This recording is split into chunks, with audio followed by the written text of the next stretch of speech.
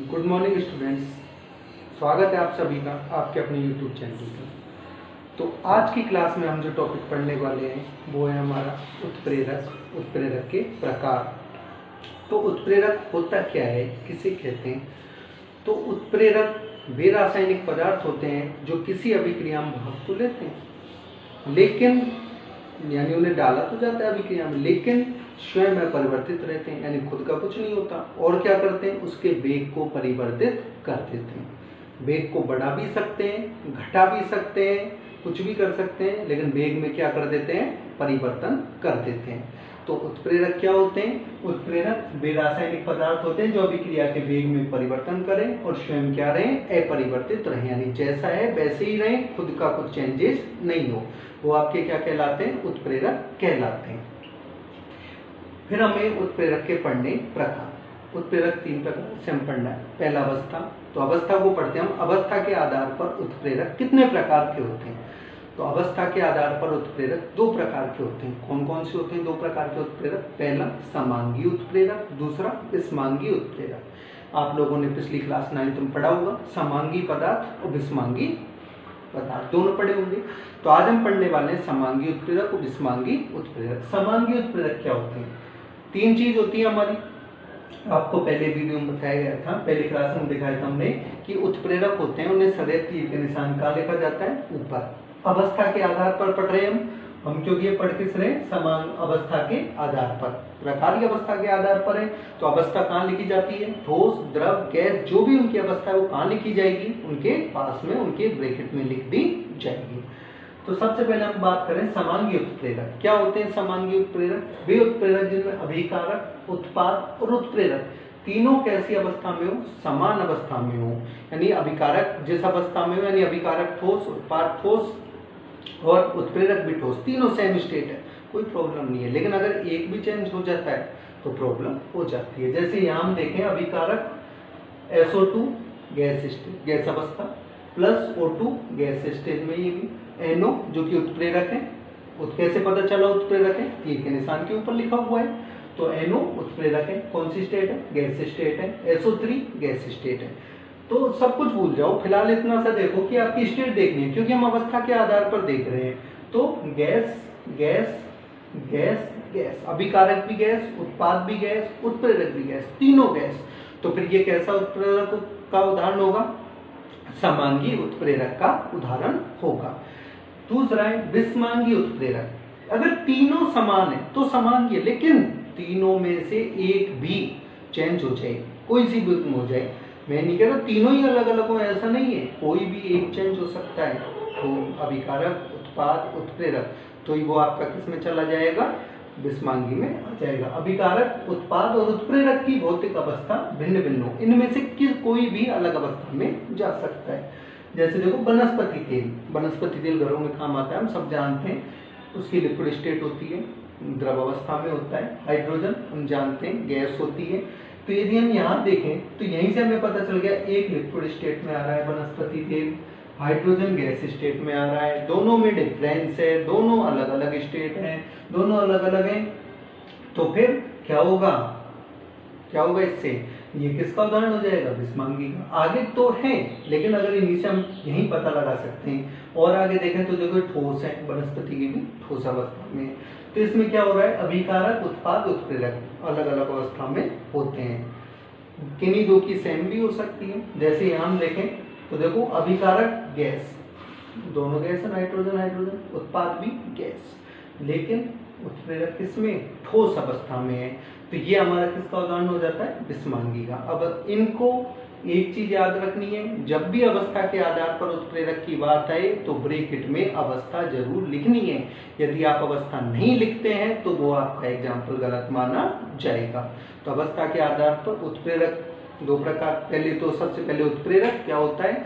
जो रासायनिक अभिक्रिया में भाग लें लेकिन स्वयं अपरिवर्तित रहें और उसके वेग को क्या कर दें? परिवर्तित करते हैं, वो क्या कहलाते हैं? उत्प्रेरक। अवस्था के आधार पर 2 प्रकार के, समांगी, विषमांगी। समांगी क्या होता है? जिसमें अभिकारक, उत्पाद, उत्प्रेरक तीनों की अवस्था कैसी हो? समान हो। विषमांगी क्या होता है? जिसमें अभिकारक, उत्पाद, उत्प्रेरक तीनों तीनों में से कोई भी अलग अवस्था में आ सकता है। वो किसका उदाहरण होगा? विषमांगी उत्प्रेरक का उदाहरण होगा। अब हम आगे पढ़ने वाले हैं क्रिया के आधार पर उत्प्रेरक। क्रिया के आधार पर उत्प्रेरक 4 प्रकार के होते हैं। कौन कौन से होते हैं 4 प्रकार के? पहला धनात्मक उत्प्रेरक, दूसरा ऋणात्मक उत्प्रेरक, तीसरा स्वतः उत्प्रेरक, चौथा जैव उत्प्रेरक। सबसे पहले हम बात करते हैं धनात्मक उत्प्रेरक। नाम से ही पता चल रहा है धनात्मक मतलब पॉजिटिव। पॉजिटिव मीन्स वेग बढ़ाने वाला। तो वे उत्प्रेरक जो अभिक्रिया के वेग को क्या कर दें? बढ़ा दें, वो क्या कहलाते हैं? धनात्मक उत्प्रेरक कहलाते हैं। Reaction 2SO2 + O2 SO3। अब यहाँ धनात्मक उत्प्रेरक कौन है? ये है धनात्मक उत्प्रेरक, क्योंकि NO ही तो है जो अभिक्रिया के वेग को बढ़ा रहा है। इस अभिक्रिया में देखें N2 + 3H2 Aro2NH3, यहाँ कौन है? Fe। तो ये दोनों क्या हो जाएंगे हमारे? धनात्मक उत्प्रेरक। क्यों ये धनात्मक उत्प्रेरक? क्योंकि ये दोनों ही क्या कर रहे हैं? अभिक्रिया के वेग को बढ़ा रहे हैं। दूसरा ऋणात्मक उत्प्रेरक। किसे कहते हैं ऋणात्मक उत्प्रेरक? वे उत्प्रेरक जो अभिक्रिया के वेग को घटा दें। यहाँ बढ़ा रहा है धनात्मक है, ऋणात्मक है, वो ऑब्वियसली बात है, उसके अपोजिट होगा। अपोजिट होगा तो क्या करेगा? घटा देगा। तो घटा देगा तो देखो इसका reaction CHCl3 + O2 arrow COCl2 + HCl। सबसे पहले तो CHCl3 क्या होती है? क्लोरोफॉर्म। क्या काम आती है? इस इंसान को यूज करने के, यानी इसे क्या किया जाता है? एथिल अल्कोहल में रखा जाता है, C2H5OH में रखा जाता है। क्यों रखा जाता है C2H5OH में? ताकि इसके फास्जीन गैस बनने की गति क्या हो सके? धीमी हो सके। ये क्वेश्चन भी है आप लोगों के कि क्लोरोफॉर्म को एथिल अल्कोहल में क्यों रखा जाता है? क्यों रखा जाता है? ताकि फास्जीन गैस बनने की गति धीमी हो सके, इसलिए इसे क्लोरोफॉर्म को एथिल अल्कोहल में रखा जाता है। तो यहाँ ये क्या कर रहा है? गैस की बनने की गति क्या कर रहा है? धीमा कर रहा है, मतलब वेग को कम कर रहा है। तो ये हो गया आपका ऋणात्मक उत्प्रेरक। तीसरा स्वतः उत्प्रेरक। स्वतः मतलब जो खुद ही हो, नाम ही बता रहा है इनमें। तो अभिक्रिया में बना पदार्थ उत्प्रेरक की तरह काम करे। यहाँ पे तो देखो हमने उत्प्रेरक डाले, तीर के निशान को लेंगे, यहाँ कुछ नहीं है, फिर भी उत्प्रेरक में आ रही है रिएक्शन। क्यों आ रही है? क्योंकि यहाँ अभिक्रिया में जो पदार्थ बन रहा है वो खुद ही किसकी तरह काम कर रहा है? उत्प्रेरक की तरह काम कर रहा है। जैसे रिएक्शन है CH3COO2H5 + H2O arrow CH3COOH + C2H5OH। तो इसमें क्या है? ये जो हमारा CH3COOH होता है, एसिटिक अम्ल का फॉर्मूला ही हमारा एसिटिक अम्ल। ये एसिटिक अम्ल हमारा क्या होता है? स्वतः उत्प्रेरक होता है।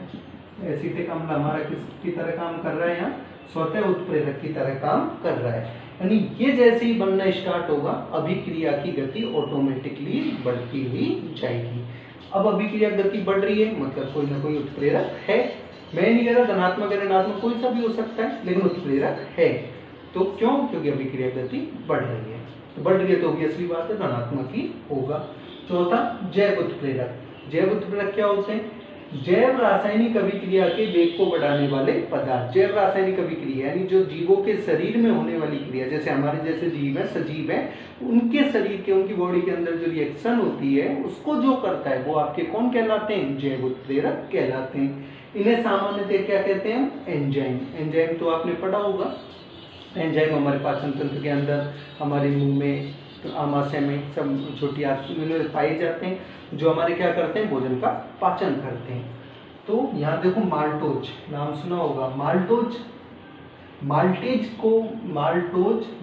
की उपस्थिति में किस में परिवर्तित हो जाता है? ग्लूकोज में परिवर्तित हो जाता है।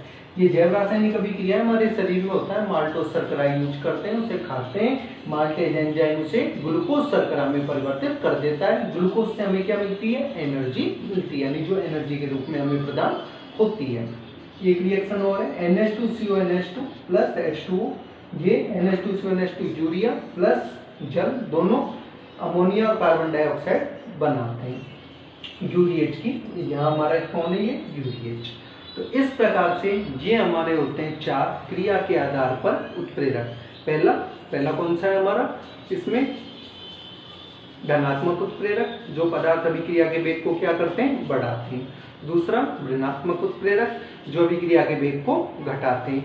तीसरा स्वतः उत्प्रेरक, जो अभिक्रिया में डाले नहीं जाते, अभिक्रिया में स्वतः ही उत्पन्न होते हैं और उसके वेग को परिवर्तित कर देते हैं। चौथा जैव उत्प्रेरक, इसमें क्या होता है, जैव रासायनिक अभिक्रिया को प्रभावित करने वाले जो पदार्थ होते हैं वो क्या कहलाते हैं, हमारे जैव उत्प्रेरक कहलाते हैं। ये हो गए हमारे क्रिया के आधार पर उत्प्रेरक के प्रकार।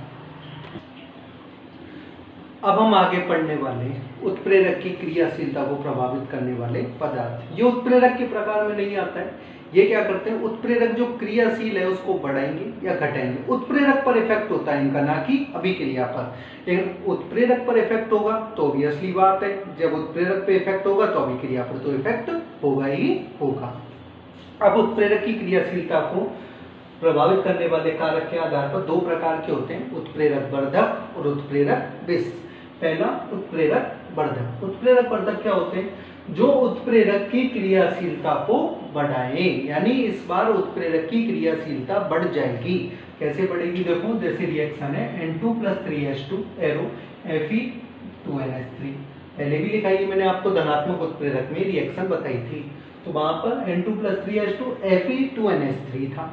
लेकिन यहाँ एक और जुड़ गया, MO। MO किसका फॉर्मूला होता है, ये होता है मोलिब्लेडिनम। MO फॉर्मूला होता है आपका मोलिब्लेडिनम। ये क्या काम करता है, यहाँ पर MO होता है जो आपका, ये क्या काम करेगा, उत्प्रेरक की क्रियाशीलता, यानी पहले से ही धनात्मक है उसकी क्रियाशीलता को और बढ़ा देगा। यानी पहले से ही फास्ट कर रहा है, पहले से ही आपका फास्ट करेगा, धनात्मक है, तो ये क्या करेगा, उसे और ज्यादा फास्ट कर देगा। दूसरा उत्प्रेरक विष, जो कि क्या करता है, उत्प्रेरक की क्रियाशीलता को घटाए। यहाँ देखो CO मीन्स यहाँ है कार्बन मोनोऑक्साइड। अब ये हमारा क्या करता है,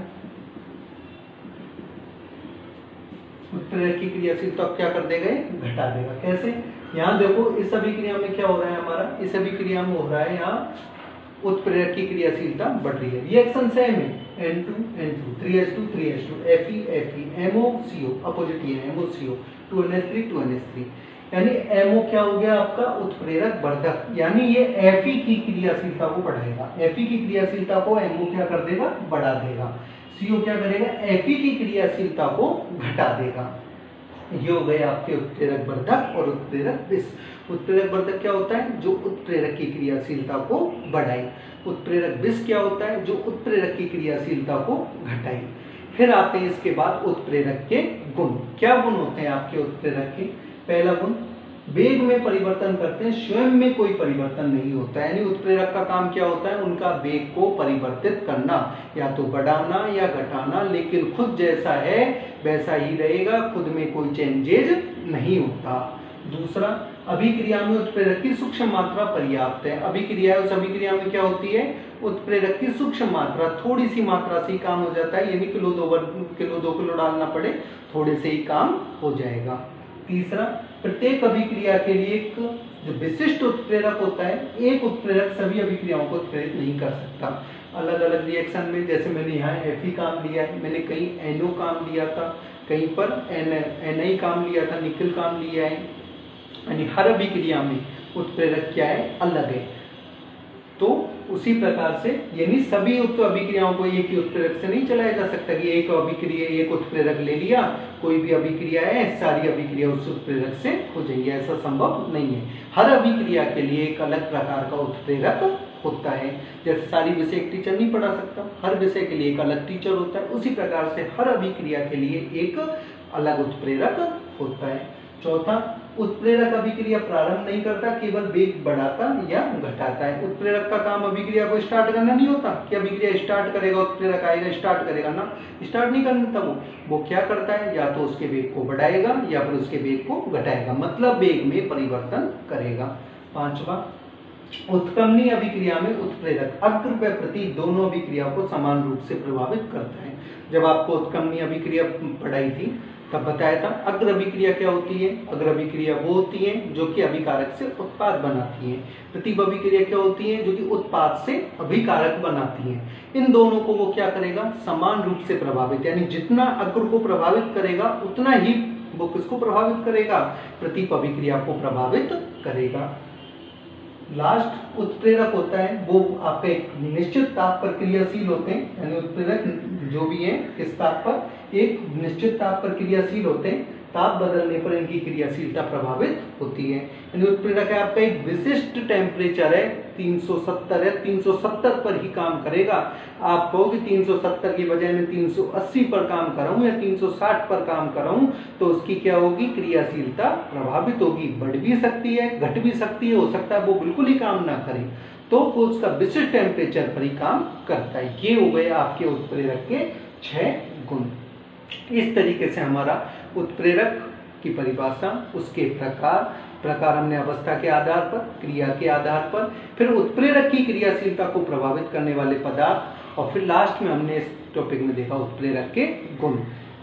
इस तरीके से हमारे टॉपिक कंप्लीट होता है। तो उम्मीद करता हूँ आपको समझ आया होगा। आपको ये वीडियो कैसी लगी कमेंट बॉक्स में जरूर बताएं। चैनल को लाइक, शेयर और सब्सक्राइब करना बिल्कुल ना भूलें। Thank you.